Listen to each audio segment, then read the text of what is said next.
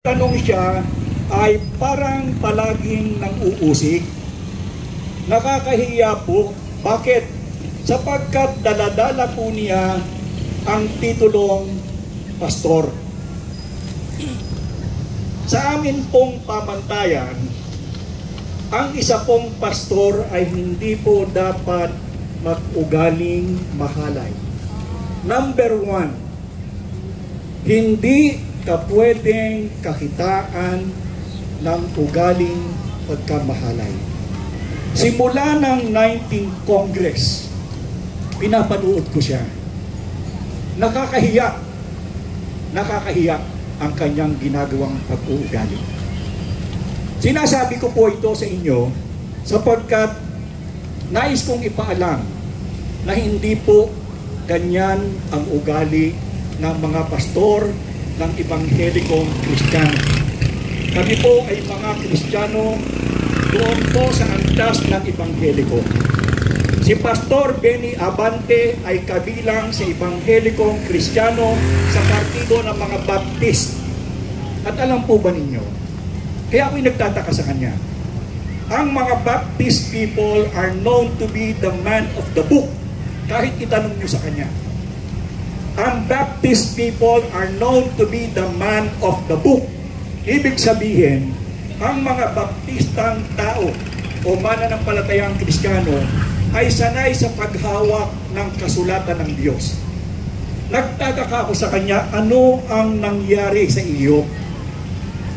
Ano ang nangyari sa iyo, Pastor Benny Abante? Hindi ba dapat ang isang pastor ay sa halip na nangungutya ng kanyang kapwa, lalong-lalo na sa ang kinukutya mong tao ay tinuturing mong hindi mananampalataya? Bakit ako nagsasalita ng ganito? Hindi ako dapat nagsasalita ng anumang bagay na masama sa aking kapatid. Pero mali ang kanyang ginagawa. Mali ang kanyang ginagawa. At hindi namin ito tinotolerate. Ang sinasabi ko nga doon sa aming asosasyon sa Philippine Council of Evangelical Churches, na kung saan ay meron kaming 500,000 miyembro, na kung saan siya kabilang, bakit hindi ito dinidisiplina? Panawagan sa PCEC, kay Pastor o Bishop Pantoja, kay Duel, kahit lang sa akin nga ng 1 taon sa seminaryo, bakit hindi ninyo binibigyan ng disciplinary measure si Pastor Benny Abante? Bakit? Hindi ugali ng pastor na mangsino ng tao. Hindi ugali, inigyan ka pa naman ng titulong reverend. Nakakahiya. Nakakahiya. Pagkatapos, aaralan mo ng John 3:16 yung kausap mo na minura mo. Anong klase kang pastor?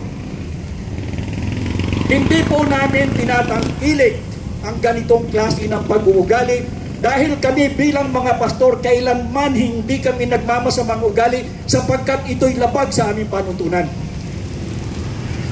Matagal ko na pong gustong ilabas talaga ito. Dahilan sa walang aksyon na ginagawa na disiplinahin ang taong ito. Dapat dinidisiplina siya ng Philippine Council of Evangelical Churches dahil nakakahiya ang kanyang ginagawa. Kitang-kita siya sa buong mundo kung paano niya hinahamak, kung paano niya pinapahiya ang isang tao. Nakakagalit. Bagamat siya'y aming kasama sa kapatiran, hindi po namin gusto ang kanyang ginagawa. Paumanhin na Pastor Benny Abante. Ako po ay dating nagsisimba sa inyong simbahan. Kami po ay taga Santa Ana. Pero, hindi ko kayang sikmurain kung paano pa manglait ng tao. Ang pastor sa pamantayan ay dapat mahinahon. Ang pastor sa pamantayan ay dapat mabait, magalang, hindi magagalitin. Hindi ka po pwedeng maging pastor kung ikaw ay magagalitin. Ito po isang pamantayan ng pagiging pastor. Ano ang nangyari sa iyo? Bakit ka nagkaganyan?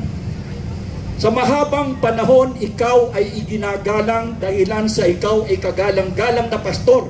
Ikaw ay binigyang titulo ng reverend.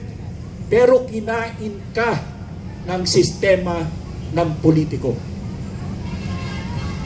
No one can serve two masters, either you love one or hate the others. Kung ikaw ay isang pastor, hindi ka po pwedeng maging politiko sapagkat ang tuunan ng dalawang ito ay hindi pareho. Kung ikaw ay politiko, sekular ang gawain mo. At kung ikaw ay pastor, spiritual ang gawain mo. Bakit mo pinagsabay? Na ang nangyayari ngayon sa halip na ikaw ay maging spiritual, kinain ka ng sistema at mas mataas ang nangyayari sa iyo ang panuntunan mong sekular. Kung mag-ugali ka, para ka ng ugaling hindi mananampalataya. Nakagagalit, Pastor Benny Abante, ang ginagawa mo. Isa pa, sa halip na ikaw ang magturo ng kabutihan, alam mong hindi ka nanalo, at alam mo sa konstitusyon o sa pamantasan ng ating batas, kung hindi ka nanalo, huwag mo nang igiit ang sarili mo. At bakit mo patuloy na ginagawa? Hindi ka ba nahihiya sa sarili mo? Meron kang kongregasyon, meron kang mga tao na kung saan ikaw ang pastor ay meron kang mga kawan. Ano na ang nangyayari sa kanila? Ano na lang ang kanilang damdamin? Ano na lamang ang kanilang mukhang ihaharap doon sa ibang mga kasamahan na ang kanilang pastor ay nagkakalat, nawawala sa kanyang sarili. Ito po ang term namin.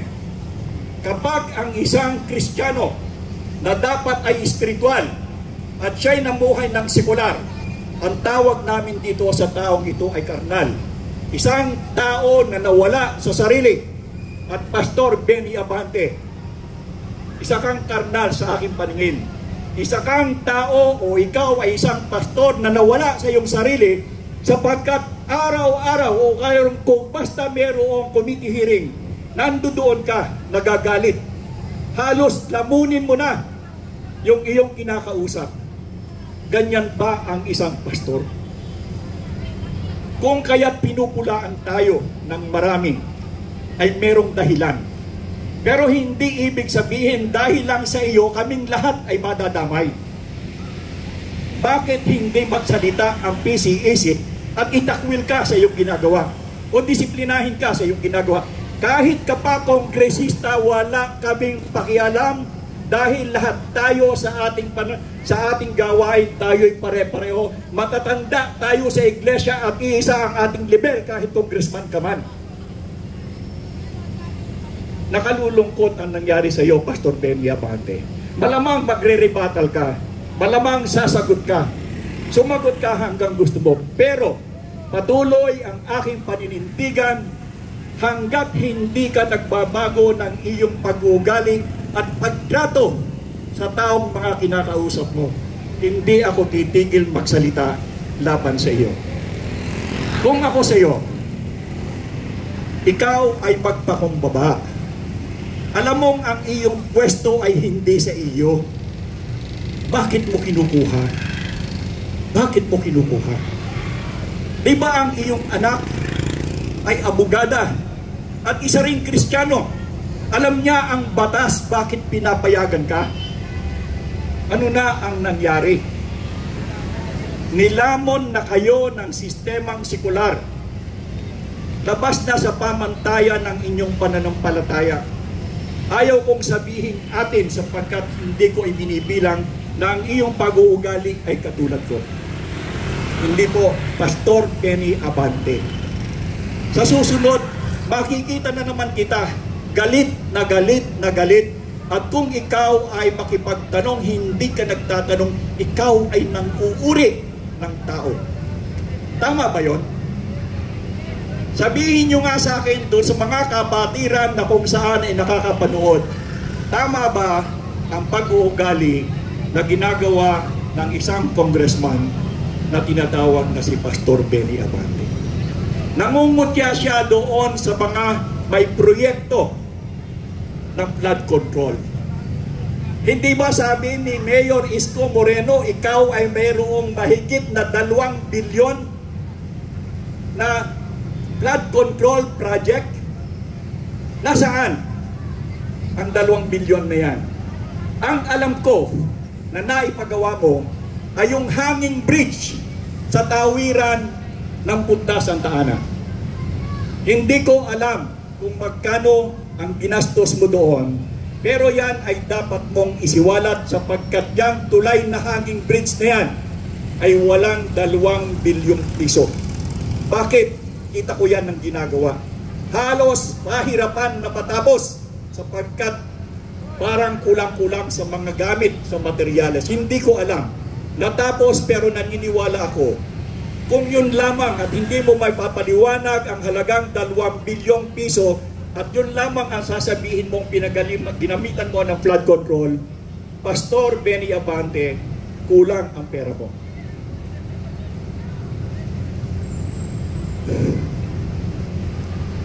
Sana sa ating paniniwala, Pastor Benny Abante, meron pang provisyon sa katulad natin pagka tayo nagkakamali. Nagtataka ako, dapat sa inyong simbahan, meron kayong mga matatanda sa iglesia na kung saan ang gawain ay tingnan kung tama ang pag-uugali ng kanilang pastor at miyembro.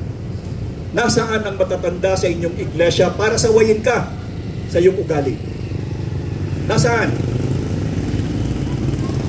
Dati-rating napakataas ng pagtingin ko sa iyo. Napakataas ng pagtingin ko sa iyo. Pero ano ang nangyari sa iyo? Bakit ka nagkaganyan?